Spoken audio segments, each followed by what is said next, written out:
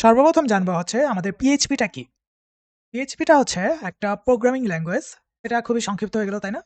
আসলে পিএইচপিটা হচ্ছে একটা স্পেসিফিক পারপোজ সার্ভ করার জন্য ক্রিয়েট করা একটা প্রোগ্রামিং ল্যাঙ্গুয়েজ। অ্যান্ড এই স্পেসিফিক পারপোজটা কি? এই স্পেসিফিক পারপোজটা হচ্ছে আমাদের পিএইচপি আমাদের কি করবে? আমাদের সার্ভার সাইডের লাইক যত ক্যালকুলেশন আছে অথবা লাইক প্রসেসিং সবকিছু সে ম্যানেজ করবে। এখন সার্ভার সাইডে সে কি ধরনের প্রসেস ম্যানেজ করতে পারে?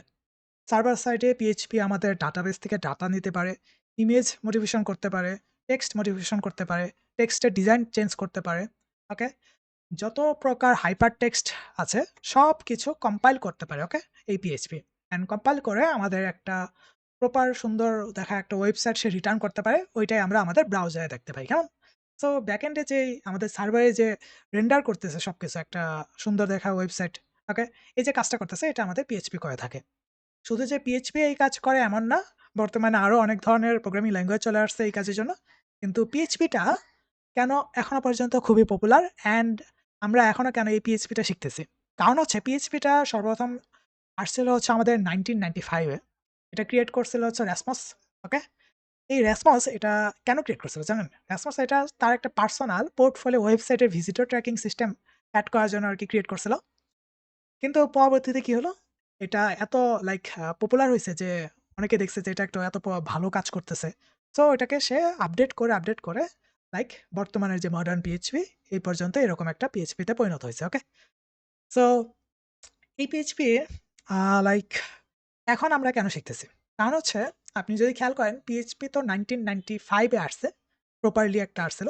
তখন থেকে 2025 এখন তো 2026 ও চলে আসতেছে। তো আপনার এখন পর্যন্ত পিএইচপি আপডেট হচ্ছে। মডার্ন যে স্ট্রাকচার এগুলো ফলো করে সে আপডেট করছে পিএইচপি ল্যাঙ্গুয়েজটাকে।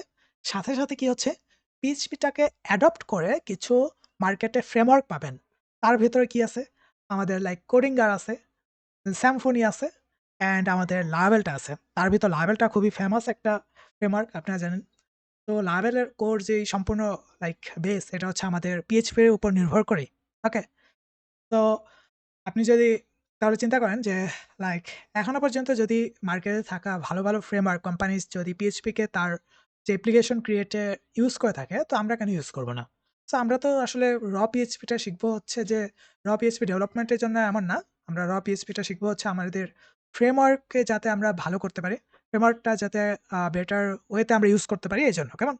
কারণ হচ্ছে বর্তমান সময়ে আপনি যদি পিএইচপিতে প্রোগ্রামিং করতে যান, কোন একটা সাইট ক্রিয়েট করতে যান, এটা খুবই টাইম কনজিউমিং অ্যান্ড একটা সিকিউরিটির ইস্যু হয়ে থাকে। কিন্তু যখন আপনি একটা ফ্রেমওয়ার্ক ইউজ করেন পিএইচপির সাহায্যে, ওকে? সো তখন আপনি পিএইচপিতেই কোড লেখেন। কিন্তু ওর যে স্ট্রাকচার, ওর যে সিকিউরিটি ফিচার্স এটা খুবই ফ্যান্টাস্টিক হয়। কেমন? সো খুবই টাইট সিকিউরিটি ফিচার্স থাকে একটা ফ্রেমওয়ার্কে অ্যান্ড ইজি টু ইউজ হয়, ইজি টু ডিপ্লয় হয়। আপনি ইজিলি লাইক সর্বোচ্চ ১-২ দিনে আপনি একটা সিম্পল ই-কমার্স আপনি লঞ্চ করে দিতে পারবেন। কিন্তু আপনি যদি ঐরকম লাইক সিমিলার একটা ই-কমার্স আপনি পিএইচপিতে করতে চান, সেক্ষেত্রে কিন্তু লাইক সপ্তাহখানেক লাগে পড়তে পারে। কেমন? সো এইজন্য আমরা লাইক প্রিফার করি হচ্ছে ফ্রেমওয়ার্ক ইউজ করার জন্য। অ্যান্ড পিএইচপিটা এখন বর্তমানে আপনি যদি খেয়াল করেন লাইক এখনো পর্যন্ত চলতেছে। কারণ কি? কারণ হচ্ছে আপনি দেখেন ওয়ার্ডপ্রেস কি চলতেছে? অবশ্যই চলতেছে। আপনি মার্কেটে ডিমান্ড দেখবেন, লারাভেলের ডিমান্ড রয়েছে, লারাভেলের জব সার্কুলার রয়েছে, লারাভেলের কোডিঙ্গার, সিম্ফনিরও জব অপরচুনিটিস রয়েছে, তাই না? তো তার মানে কি? তার মানে অলরেডি যেই অ্যাপ্লিকেশনগুলো ক্রিয়েট হয়েছিল অথবা যে অ্যাপ্লিকেশনগুলো আসতেছে মার্কেটে, এগুলো লাইক ওরা পিএইচপির উপর নির্ভর করে লাইক স্ট্রাকচার করার ট্রাই করতেছে। তো এইজন্য আমরা ট্রাই করব যে ভালোভাবে পিএইচপিটা শিখার, যাতে আমরা যেকোনো একটা ফ্রেমওয়ার্কে আমরা যখনই মুভ করি, তখনই আমাদের এই পিএইচপিটা লাইক ইজিলি যাতে আমরা যেকোনো ফ্রেমওয়ার্কটা আরকি ইউজ করতে পারি, কেমন? সো এইজন্য আমরা পিএইচপি দ্বারা ১ম এ স্টার্ট করব। কিন্তু আস্তে আমরা কি করব? আমাদের যে রোডম্যাপটা এটা আমরা একটু শিফট করে থেকে একটু ফ্রেমওয়ার্ক বেসড করে নেব, কেমন? তো ১ম এ তো ফ্রেমওয়ার্ক আ শেখার দরকার নাই আমাদের। ১ম এ আমরা স্টার্ট করছি হচ্ছে পিএইচপি দ্বারা। অ্যান্ড কিছু লাইক টেকনিক্স, র কয়েকটা লাইক কনসেপ্ট এগুলো আমরা জানবো। লাইক অলরেডি আমি যেটা বলছি যে সার্ভার সাইড, এটা হইতে পারে আপনি এখনো বুঝেন নাই। কারণ হচ্ছে আমি এটা এক্সপ্লেইন এখনো করিও নাই। আমি এটা নেক্সট ডে এক্সপ্লেইন করব। কারণ হচ্ছে এটা খুবই ইম্পোর্টেন্ট একটা টপিক। ওটা আপনার জানা দরকার আছে। যেহেতু আমরা যেটা নিয়ে কাজ করতেছি, যেটা শিখতেছি সেটা হচ্ছে সার্ভার সাইডে রান হওয়া একটা জিনিস। তো সার্ভার সাইডটাই যদি আমরা না জানি তো এই পিএইচপি লাইক জানলে লাইক জানতেও আপনার অসুবিধা হবে। ওকে? সো দেখা হচ্ছে নেক্সট পর্বে, যেখানে আমরা জানবো হচ্ছে আমাদের সার্ভার সাইড সম্পর্কে। ওকে।